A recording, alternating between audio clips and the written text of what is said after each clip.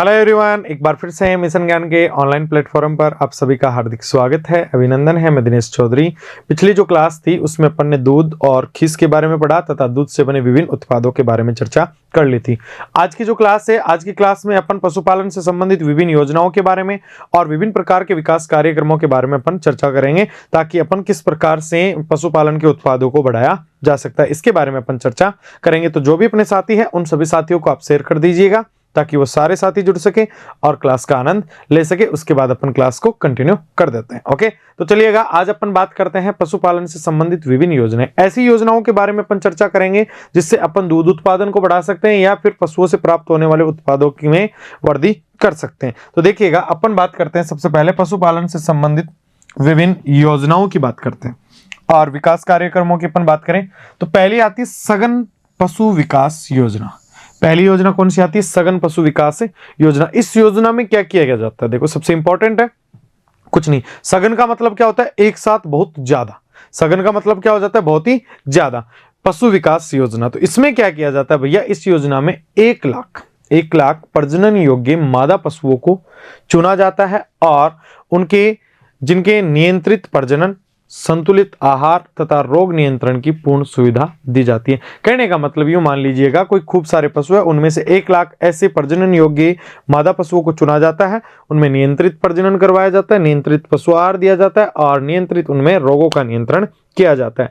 ऐसे में उनको रख कर पाला जाता है और उनके उत्पादन में वृद्धि की जाती है। क्लियर? तो इसका सघन पशु विकास योजना का तो एक ही कार्य, इस योजना में 1 लाख प्रजनन योग्य मादा पशुओं को चुना जाता है जिनके नियंत्रण प्रजनन, आहार तथा रोग नियंत्रण की पूर्ण सुविधा दी जाती है।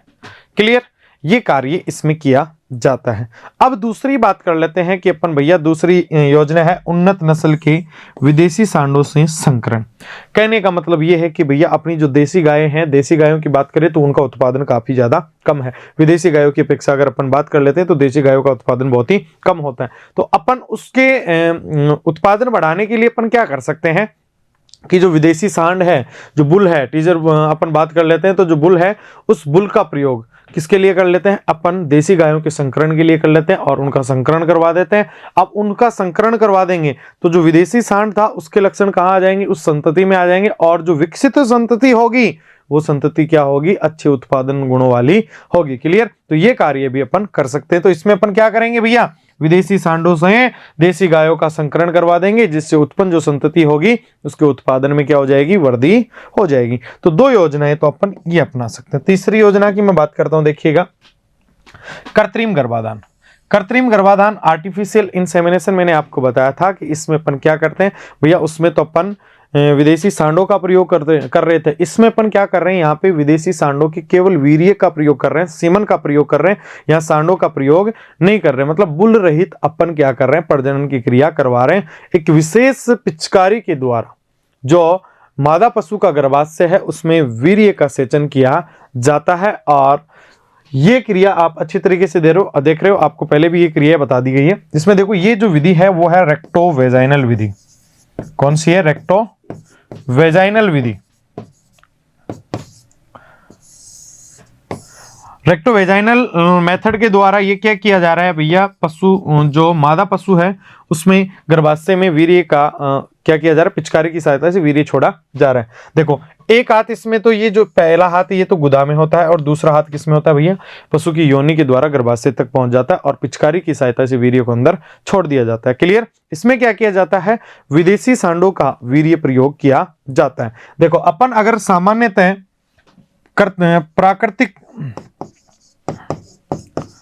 प्राकृतिक संकरण अगर करवाएं, मान लीजिएगा अगर अपन विदेशी सांडों से प्राकृतिक संकरण करवा रहे हैं तो एक वर्ष में अपन ज्यादा नहीं, कितने करवा सकते हैं? 20 से 25 अपन बात कर लेते हैं, सॉरी 80 से 100। एक वर्ष में 80 से 100 गायों को गर्भित करवा सकते हैं।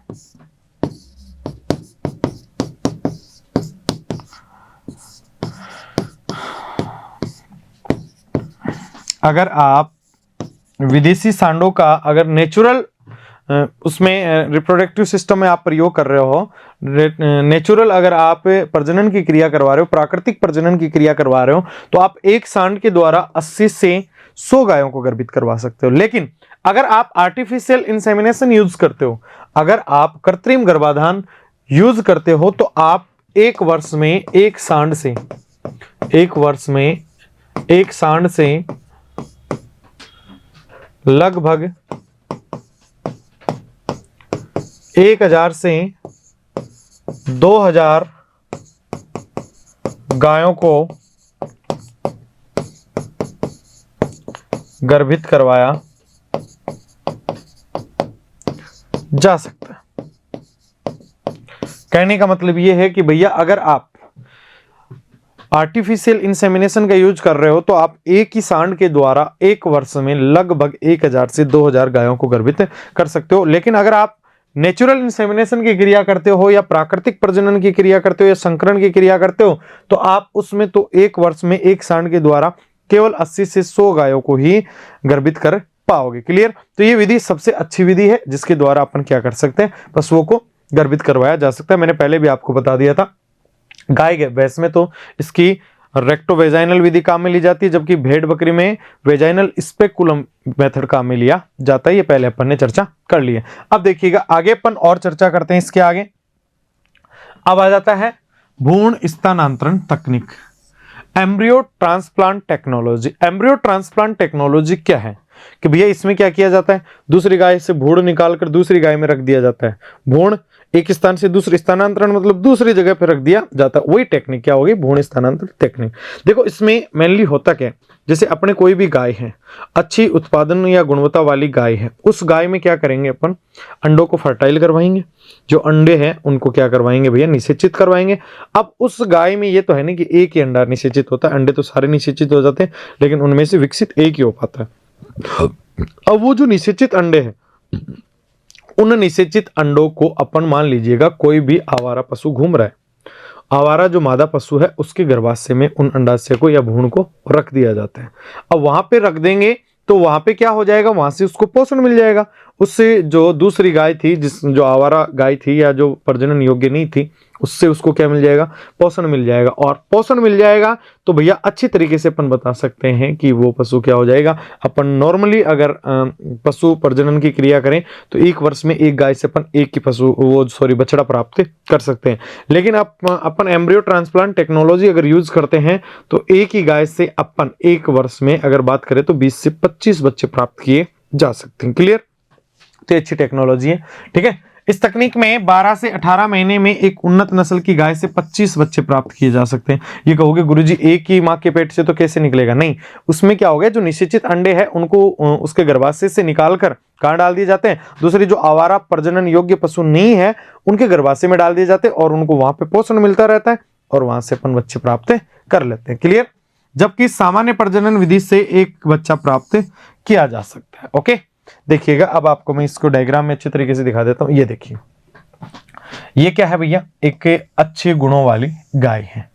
इस अच्छे गुणों वाली गाय में अपन ने क्या किया भैया, यहाँ पे इंसेमिनेशन की क्रिया कर ली और इससे एग, जो फर्टाइल एग्स थे वो अपन ने ले लिए। अब वो फर्टाइल एग लेने के पश्चात, फर्टाइल एग अपन ने ले लिए, ये फर्टाइल एग लेने के पश्चात इनको अपन ने अच्छे तरीके से लेबोरेटरी में चेक किया। ठीक है, लेबोरेटरी में चेक करने के पश्चात इनको अपन क्या कर सकते हैं, स्टोर भी कर सकते हैं। स्टोर करने के बाद जैसे ही अपन को आवारा मादू पशु प्राप्त हुआ, उस आवारा मादा पशु के क्या कर देते हैं भैया, अपन सर्जिकल और नॉन सर्जिकल दो तरीकों से क्या कर दिए जाते हैं भैया, उसमें गर्भित करवा दिए जाते हैं, उनमें डाल दिए जाते। देखिएगा यहाँ पे आपको या इसमें भ्रूण तैयार हो रहा है और इसमें डाल दिए गए हैं। ठीक है, इस गर्भाशय में डाल दिए गए, ये अपन को उस गाय से क्या प्राप्त हो जाएगा, बछड़ा प्राप्त हो जाएगा। तो ये क्या होता है, एक आर्टिफिशियल अपन बता सकते हैं एम्ब्रियो ट्रांसप्लांट टेक्नोलॉजी के द्वारा ये कार्य भी किया जा सकता है। नॉर्मली अपन एक गाय से एक बच्चा प्राप्त कर सकते हैं। अगर ये टेक्नोलॉजी अपन ने अपने, मान लीजिएगा ये गाय थी, इससे अपन ये टेक्नोलॉजी ले ली और अलग अलग 25 गायों में इससे जो निषेचित अंडा था वो उनके गर्भाशय में डाल दिया, तो अपन को अंडे तो बच्चे तो इसी के थे, उनको वहां पे तो पोषण मिल रहा था, उनको पोषण वहां से प्राप्त हो जाता है, तो उससे अपन को क्या हो जाता है, एक साथ अनेक बच्चे प्राप्त हो जाते हैं, बछड़े प्राप्त हो जाते हैं। तो ये टेक्नोलॉजी अपन अपना सकते हैं। क्लियर? नेक्स्ट अपन बात करते हैं, देखिएगा विभिन्न राज्यों में नस्ल सुधार योजनाएं चलाई गई। नस्लों को कैसे सुधारा जा सकता है, इसके लिए अलग अलग योजनाएं चलाई गई थी और ये योजनाएं अपने लिए लाभप्रद भी थी। देखिएगा, सबसे पहले अपन बात करते हैं Indo Danish project. Indo Danish project की बात करें तो ये कहाँ चलाया गया था? हेरीगढ़ा कर्नाटक से प्रारंभ किया गया था। इसमें स्थानीय नस्ल की जो गायें थी, भाई जो कर्नाटक की गायें थी उनका रेड डेन नस्ल, जो विदेशी सांड है, रेड डेन नस्ल के सांडों से संकरण करवाया जाता है। इंडो डेनिस प्रोजेक्ट में क्या किया जाता है कि भैया रेड डेन नस्ल के जो सांड थे उनका वहां की स्थानीय गायों से संकरण करवाया जाता है और उनसे जो उत्पन्न संतति होती है उसके जो गुण थे वो भिन्न होते हैं। क्लियर? मादा पशु से क्या हो जाते हैं? भिन्न हो जाते हैं, अर्थात उसमें अच्छे गुणों वाली संतति उत्पन्न हो जाती है। नेक्स्ट अपन बात करते हैं इंडो जर्मन प्रोजेक्ट। दूसरा प्रोजेक्ट कौन सा आ जाता है? Indo German project. यह प्रोजेक्ट मंडी हिमाचल प्रदेश व अल्मोड़ा यूपी में चलाया गया था। कहां पे भैया? मंडी हिमाचल प्रदेश और अल्मोड़ा यूपी में ये प्रोजेक्ट चलाया गया था। अब इस प्रोजेक्ट में देखो क्या किया जाता है, इसमें जर्मन नस्ल, हाईलैंड व ब्राउन स्विस नस्ल के सांडों से संकरण करवाया जाता है। कहने का मतलब यह है कि जर्मन नस्ल के, हाईलैंड व ब्राउन स्विस नस्ल के सांडों से वहां की जो स्थानीय गायें थी उनका संकरण करवाया गया और अच्छे गुणों वाली संतति उत्पन्न की गई थी। क्लियर? तीसरी अपन बात करते हैं, देखिएगा इंडो स्विस प्रोजेक्ट पटियाला में प्रारंभ हुआ था। कहां पे प्रारंभ हुआ था भैया? पटियाला में प्रारंभ हुआ था। ब्राउन स्विस नस्ल से हरियाणा व साहिवाल गायों को प्रजनित करके नस्ल सुधार किया गया। कहने का मतलब यह है कि भैया इसमें ब्राउन नस्ल, जो ब्राउन स्विस नस्ल थी, उससे अपने हरियाणा और साहिवाल गायों को प्रजनित करवाया गया, इनका संकरण करवाया गया और उनसे प्रजनित करके जो नस्लें मिली वो अच्छे गुणों वाली प्राप्त हुई। क्लियर? कहने का मतलब ये था, ये जितने भी प्रोजेक्ट चलाए गए, इंडो डेनिस मान लीजिएगा, इंडो स्विस मान लीजिएगा, इंडो जर्मन मान लीजिएगा, इसमें क्या था, जितने भी अच्छे गुणों वाले विदेशी सांड थे उनका यहाँ की जो अपने भारतीय देसी नस्लें थी उनका संकरण करवाया गया और उनसे जो उत्पन्न संतति अपन को प्राप्त हुई वो भिन्न गुणों वाली थी, अर्थात अच्छे उत्पादन के गुणों वाली संतति प्राप्त हुई, इसलिए ये प्रोजेक्ट चलाए गए थे। नेक्स्ट में बात कर लेता हूं, देखिएगा संतति परीक्षण, यह भी चलाया गया था। संतति परीक्षण में क्या किया जाता है कि मान लीजिएगा कि भैया अपन ने विदेशी सांड का यहाँ पे गाय से क्या करवा दिया, अपन ने संकरण करवा दिया। अब उस गाय से जो अपन को संतति प्राप्त हुई है, उस गाय से जो अपन को संतति प्राप्त हुई है उसका जो अपन उत्पादन देखेंगे, ठीक है, उस उत्पादन को अपन क्या बोलेंगे? संतति परीक्षण बोलेंगे कि भैया उसकी संतति से अपन को क्या प्राप्त हो रहा है। गौशाला एवं चारा विकास योजना। गौशाला एवं चारा विकास योजना किस लिए रखी गई कि भैया मार्केट में इतनी ज्यादा आवारा पशु हो गए कि उनको एक ऐसा स्थान दिया जाए जहां पे उनको रखकर उनका पालन पोषण किया जा सके। क्लियर? इसलिए गौशाला एवं चारा विकास योजना चलाई गई थी। प्रत्येक राज्य में बेकार एवं आवारा पशुओं को गौशालाओं में रखने की योजना शुरू की गई जिससे उनका उत्पादन बढ़ाया जा सकता है। कहने का मतलब ये थे कि कोई आवारा पशु थे उनको रख लिया जाए और उनको रखकर उनका जो अपन क्या कर सकते हैं, उत्पादन बढ़ा सकते हैं और अच्छी तरीके से पालन पोषण कर सकते हैं। ये योजना चलाई गई थी। नेक्स्ट में बात करता हूं, देखिएगा की विलेज योजना। की विलेज योजना की अपन बात करें तो की विलेज योजना में क्या क्या किया जाता है, तो भैया प्रत्येक पंचवर्षीय योजना में पूरे देश में पशु विकास के लिए यह योजना शुरू की गई। कहने का मतलब प्रत्येक पंचवर्षीय योजना में जो अपनी पशु जनगणना वगैरह 5 वर्ष से होती है, तो प्रत्येक पंचवर्षीय योजना में पूरे देश में पशु विकास के लिए योजना शुरू की गई जिसके तहत पशुओं को अच्छी पालन पोषण करके उत्पादन को बढ़ाया जा सकता है। कि विलेज योजना का मतलब यही है कि भैया गांवों में अपन को अच्छी तरीके से पशुओं को पालन पोषण करना है, पालन पोषण करके उनकी अच्छी देखरेख करनी है और उनसे उत्पादन बढ़ाना है। यही कहते की विलेज योजना थी। आगे अपन बात करें सहकारी डेयरी। देखो सहकारी डेयरी कोऑपरेटिव जो डेयरियां थी उनकी भी क्या की गई थी, स्थापना की गई थी। पूरे देश में राज्य स्तर पर सहकारी डेयरियां स्थापित की गई। बिल्कुल सही कह रहे हैं। डेयरी की समस्याओं के समाधान के लिए राष्ट्रीय डेयरी विकास बोर्ड NDDB गठित किया गया, नेशनल डेयरी डेवलपमेंट बोर्ड। और ये बोर्ड कहाँ पे है अपना? आनंद, गुजरात में। कहाँ पे है भैया? आनंद। और आनंद अपना कहाँ पे है? गुजरात में। ठीक है, ये गठित किया गया था। क्लियर? अब इसमें देखो सहकारी डेयरियों की अपन को जरूरत क्यों पड़ी। उससे क्या हुआ था कि भैया जितने भी अपन गृहिणी व्यक्ति थे उनके उत्पादन में वृद्धि हो सकी, अर्थात जो उनको पशुओं से प्राप्त उत्पाद हो रहे थे उनको वो कहाँ पे सेल किए जा सकते हैं। इसलिए अपने क्या खोली गई थी? सहकारी डेयरियां खोली गई थी। चलो दूसरा राष्ट्रीय डेयरी विकास बोर्ड एनडीडीबी अपन ने अभी बताया था, नेशनल डेयरी डेवलपमेंट बोर्ड। इसकी स्थापना 1965 में हुई थी और इसका जो मुख्यालय है वो कहाँ पे है, आनंद, गुजरात में, ये अपन ने अभी बता दिया। इसके क्षेत्रीय कार्यालय इसके अन्य ऑफिस कहाँ कहाँ पे है, दिल्ली में है, कोलकाता में है, बॉम्बे में है, बेंगलोर में और चेन्नई में भी इसके ऑफिस जगह जगह पे मिल जाएंगे। संसार की सबसे बड़ी डेयरी योजना जिसे भारत में ऑपरेशन फ्लड के नाम से जाना जाता है। ठीक है, संसार की सबसे बड़ी डेयरी योजना क्या है, जिसका भारत में ऑपरेशन फ्लड के नाम से जाना जाता है। अब इसमें क्या क्या गया था कि भैया ऑपरेशन फ्लड इसको क्यों कहा जाता है, तो भैया इसमें क्या किया गया था, बटर ऑयल और जो अपने सेपरेटा दूध होता है उससे दूध का उत्पादन इतना ज्यादा बढ़ाया गया था, जिससे अपने व्हाइट रिवॉल्यूशन अपन कह सकते हैं कि श्वेत क्रांति भारत में आ गई थी। ठीक है, जिसके जो फादर थे उसको अपन कहते हैं वर्गीज कुरियन, डॉक्टर वर्गीज कुरियन के द्वारा ये अपनाया गया था। चलो अपन आगे देखते हैं, बता देंगे। भारतीय डेयरी निगम, इंडियन डेयरी कॉर्पोरेट की बात कर लेते हैं। तो भारत सरकार ने 13 जनवरी 1970 में इसकी स्थापना की थी। किसकी स्थापना की थी भैया, भारतीय डेयरी निगम की स्थापना 13 जनवरी 1970 में स्थापना की गई थी। व्हाइट रिवॉल्यूशन, श्वेत क्रांति, सबसे पहला तो आपको यह पूछा जा सकता है कि श्वेत क्रांति किससे संबंधित है, तो दूध उत्पादन से संबंधित, उत्पादन से संबंधित, आपको यह अच्छी तरीके से ध्यान रखना है। ठीक है, किससे संबंधित है भैया, दूध उत्पादन से संबंधित है। कौन सी क्रांति, श्वेत क्रांति या व्हाइट रिवॉल्यूशन। डेयरी के क्षेत्र में आत्मनिर्भरता लाने के लिए इस क्रांति का ये क्रांति चलाई गई थी। और इस क्रांति के जो फादर थे, फादर ऑफ व्हाइट रिवॉल्यूशन की अपन बात कर लेते हैं, तो कौन थे भैया, वर्गीज कुरियन थे, एक वैज्ञानिक, महान वैज्ञानिक थे। इसके तहत ऑपरेशन फ्लड चलाया गया जो 3 चरणों में संपन्न हुआ। ऑपरेशन फ्लड 3 चरणों में संपन्न हुआ था। और ऑपरेशन फ्लड 3 चरण कौन कौन से थे देखिएगा। ऑपरेशन फ्लड प्रथम चरण की बात कर लेते हैं, तो ये 1970 से 1980 तक चला था। इसमें क्या किया गया था, सेपरेटा दूध, चूर्ण तथा बटर ऑयल से दूध तैयार करके दिल्ली, बॉम्बे, कोलकाता और चेन्नई में बेचा गया था। कहने का मतलब इसमें क्या किया गया था, सेपरेटा दूध का प्रयोग किया गया था या उसके दूध के चूर्ण का प्रयोग किया गया था, और बटर ऑयल से दूध तैयार किया गया और फिर उस दूध को दिल्ली, मुंबई, कोलकाता और चेन्नई में बेचा गया था। क्लियर। ऑपरेशन फ्लड का जो द्वितीय चरण चला था वो 1981 से 85 तक चला था। और फिर जो ऑपरेशन फ्लड का तृतीय चरण चला था वो 1985 से 1996 तक चला था। क्लियर। तो 3 चरणों में अपने ऑपरेशन फ्लड चला था, जो दूध उत्पादन को काफी ज्यादा बढ़ाना इसका मुख्य उद्देश्य था। क्लियर बताया जा सकता है। चलिएगा नेक्स्ट अपन बात करते हैं, देखिएगा खाद्य एवं चारा विकास कार्यक्रम। ये 27 जनवरी 1959 में शुरू किया गया था। कब किया गया था, 27 जनवरी 1959 में खाद्य एवं चारा विकास कार्यक्रम शुरू किया गया था। राजस्थान पशुधन विकास बोर्ड की स्थापना बात करें तो 25 मार्च 1998 में हुई थी। राजस्थान पशुधन विकास बोर्ड की स्थापना कब हुई थी, 25 मार्च 1998 में हुई थी। National mission on bovine productivity, पशु संजीवनी, इसकी जो शुरुआत की गई थी 2017 में भारत सरकार द्वारा स्वीकृत पंजीकरण करते हैं। ठीक है, अब आगे अपन बात करते हैं, देखिएगा पायलट प्रोजेक्ट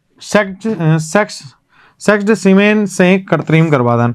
आवारा नर बछड़ों की समस्या से निजात पाने के लिए क्रम में मादा सेक्स सीमन के उपयोग से कृत्रिम गर्भाधान करने के 2 पायलट प्रोजेक्ट चलाया गया। पहला अपन बात करते हैं तो जनवरी 2018 में झुंझुनू में हॉलिस्टीन फ्रीजियन के लिए चलाया गया था और दिसंबर 2018 में जोधपुर थारपारकर में चलाया गया था। क्लियर। तो पायलट प्रोजेक्ट राजस्थान में 2 चलाए गए थे, जनवरी 2018 में झुंझुनू में हॉलिस्टीन फ्रीजियन में और दिसंबर 2018 में जोधपुर में, और किसमें चलाया गया था, थारपारकर नस्ल के लिए चलाया गया था। क्लियर। उष्ट्र विकास कार्यक्रम योजना 2 अक्टूबर 2016, इसकी स्थापना कब हुई थी, या ये जो योजना थी वो कब प्रारंभ हुई थी, 2 अक्टूबर 2016। क्यों, क्योंकि इस योजना का मेन उद्देश्य ये था कि भैया राजस्थान और भारत में धीरे धीरे ऊंटों की संख्या कम हो रही थी। तो जो ऊंट पालक व्यक्ति थे, रेबारी जो जाति ऊंटों का पालन करती है, रेबारी या रायका जाति के द्वारा ऊंटों का पालन किया जाता है। ऊंटों के देवता पाबूजी को कहा जाता है। ये चीज शायद पहले नहीं बताई है तो अब लिख लेना। ऊंटों का जो पालन करने वाली प्रजाति होती है वो रेबारी या रायका प्रजाति होती है। ठीक है, और इनके जो देवता होते हैं वो पाबूजी होते हैं। अब भारत और राजस्थान में ऊंटों की संख्या धीरे धीरे कम होने लगी, इसलिए जो ऊंट पालक थे उनको क्या किया गया था, ऊँटनी के बयाने पर 10,000 रुपए प्रति बच्चा प्रोत्साहन राशि देना शुरू कर दी गई थी, ताकि ऊँटों की जो संख्या है उसकी वृद्धि की जाए, नहीं तो धीरे धीरे ये प्रजाति क्या हो जाएगी, विलुप्त हो जाएगी। क्लियर। तो ऊँटनी के बयाने पर 10,000 रुपए प्रति बच्चा प्रोत्साहन राशि दी जाती है भैया। नेशनल लाइव स्टॉक मिशन योजना 2014-15 में शुरू हुई थी। नेशनल लाइव स्टॉक मिशन योजना कब शुरू हुई थी भैया, 2014-15 में। ओके, नेक्स्ट अपन बात करते हैं मूल ग्राम योजना की विलेज स्कीम। अगस्त 1952 में प्रथम पंचवर्षीय योजना के तहत इसको प्रारंभ किया गया था, और गांव में अच्छा पालन पोषण किया जाए और पशुओं का उत्पादन बढ़ाया जाए, इसका मुख्य उद्देश्य था। राष्ट्रीय गोकुल मिशन, गोकुल मिशन भैया 2 दिसंबर 2014 में स्वदेशी नस्लों के विकास एवं संरक्षण हेतु चलाया गया था। कहने का मतलब राष्ट्रीय गोकुल मिशन का मुख्य उद्देश्य क्या था कि भैया अगर जो अपनी देसी गायें हैं, विदेशी गायों के अलावा जो देसी गायें अपनी है, उनका विकास किया जाए और उनका संरक्षण किया जाए, उनका बचाव किया जाए, इसलिए राष्ट्रीय गोकुल मिशन दिसंबर 2014 में चलाया गया था। राजस्थान भामाशाह पशुपालन बीमा योजना, पशु की रोग से मृत्यु होने पर 100% अनुदान इसके तहत, इस योजना के तहत दिया जाता है। राष्ट्रीय पशु रोग नियंत्रण कार्यक्रम 11 सितंबर 2019 में मथुरा यूपी में ये चलाया गया था। राष्ट्रीय पशु रोग नियंत्रण कार्यक्रम 11 सितंबर 2019 मथुरा यूपी में ये चलाया गया था। पशु चिकित्सालय पशुपालक के द्वार योजना, पशु चिकित्सालय पशुपालक के द्वार योजना का मतलब ये है कि भैया जो अपना एनिमल हॉस्पिटल है वो कहाँ पे है भैया, किसान के घर पे या पशुपालक के घर पे। कहने का मतलब इसमें क्या किया गया था कि भैया पंचायत स्तर पे 1 अगस्त 2009 जिला पंचायत स्तर पर शिविरों का आयोजन किया गया था, और वो शिविरों का आयोजन ग्राम पंचायतों में किया गया था, अर्थात पशुपालक के घरों के नजदीक किया गया था। इसलिए इस योजना का नाम क्या रखा गया था, पशु चिकित्सालय पशुपालक के द्वार योजना इसका नाम रखा गया था। अब इसमें किया क्या क्या जाता था, तो भैया बांझ निवारण, अगर कोई पशु बच्चा देने में सक्षम नहीं था तो उसका निवारण किया जा रहा था। बधियाकरण, बधियाकरण मतलब कहने का मतलब उसकी नसबंदी की जा रही थी। और तीसरा कृमि या परजीवी, पेट में जो कीड़े थे पशुओं के उनको मारा जा रहा था। देखिएगा 1 अगस्त 2009 जिला पंचायत स्तर पर शिविरों का आयोजन किया गया था इसके अनुसार, और बांझ का निवारण किया जाता था, बधियाकरण किया जाता था, कृमि परजीवियों को नष्ट किया जाता था। ये अपने सारी चीजें पहले बता रखी है।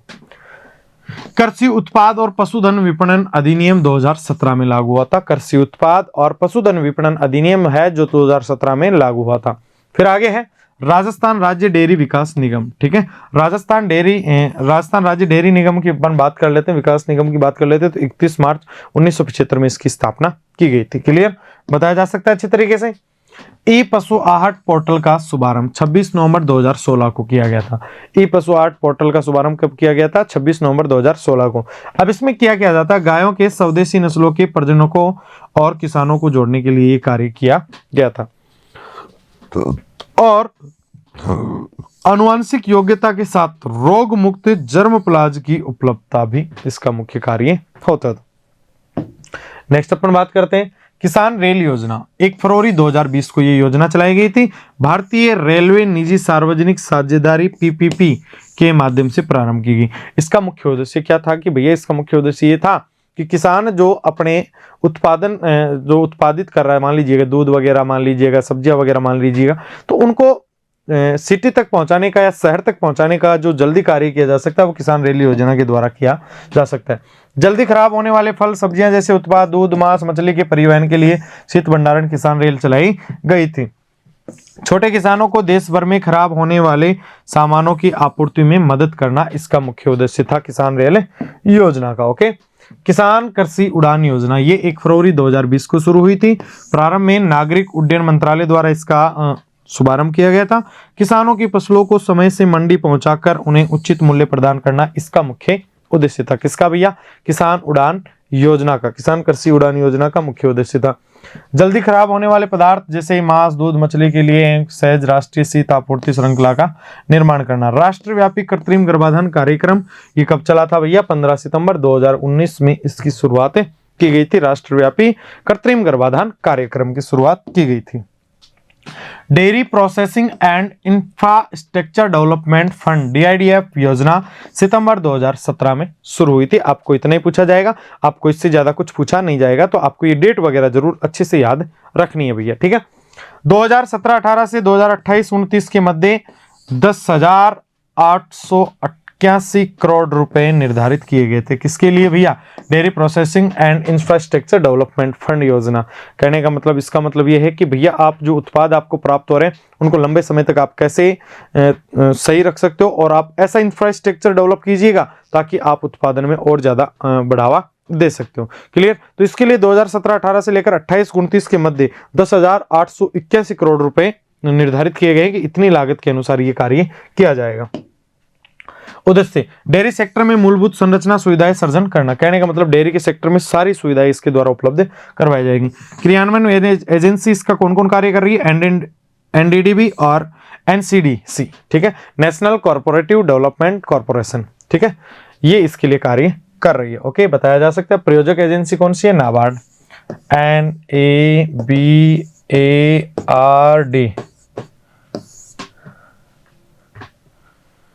National agriculture bank of rural development, ठीक है। इसका प्रायोजक का एजेंसी का मतलब क्या है कि ये जो नाबार्ड है, नाबार्ड क्या करता है कि भैया आप पशुपालकों को या कृषकों को उचित दर पर 4% ब्याज दर पर आपको क्या करवाता है भैया? मूल्य प्रदान करता है। सब्सिडी के साथ ये आपको राशि प्रोवाइड करवाता है, जिसमें आपको 4% ब्याज दर पर ऋण दिया जाता है। ये कार्य कौन करता है? नाबार्ड करता है, ठीक है। NABARD, national agriculture bank of and rural development, ठीक है, इसका ये मुख्य कार्य होता है। क्लियर बताया जा सकता है। चलो, dairy processing and infrastructure development fund IDFC, ये अच्छी तरह ये हो ही गया था, है ना। फंड 2018 में इसकी शुरुआत होगी। प्रथम मिलिट्री डेयरी फार्म 1 फरवरी 1889 इलाहाबाद में शुरू हुआ था। भैया इसका जरूर ध्यान रख लेना, 1 फरवरी 1889 में इलाहाबाद में शुरू हुआ था। क्या? प्रथम मिलिट्री डेयरी फार्म शुरू किया गया था। ICR पब्लिकेशन, ICR की 2 पब्लिकेशन चलती है। Indian journal of animal science मासिक अंग्रेजी में आता है, फल फूल मासिक हिंदी में आता है, ठीक है। 1 महीने से ये पब्लिकेशन चलता है, प्रत्येक महीने आता है। Indian journal of animal science अंग्रेजी में आता है, फल फूल और ये भी महीने से आता है, जो हिंदी में आता है। बताया जा सकता है अच्छे तरीके से। तो आज जो अपने विभिन्न प्रकार की पशुओं की योजनाएं थी, पशुओं से संबंधित, उत्पादन से संबंधित जो योजनाएं थी, उनके बारे में अपन ने चर्चा कर ली। तो आप अच्छी तरीके से बता सकते हो कि कौन सी योजना कब शुरू हुई थी, किसके लिए शुरू की गई थी, इसका मुख्य उद्देश्य क्या था। तो जो भी अपने साथी है उन सभी साथियों को भी आप जरूर शेयर कीजिएगा, ताकि वो सारे साथी भी जुड़ सके और इस क्लास का लाभ ले सके। कल फिर मिलेंगे इसी जोश और जुनून के साथ, नए टॉपिक के साथ। लगातार बने रहिएगा मिशन ज्ञान के साथ। धन्यवाद। आज के लिए इतना ही काफी है। धन्यवाद।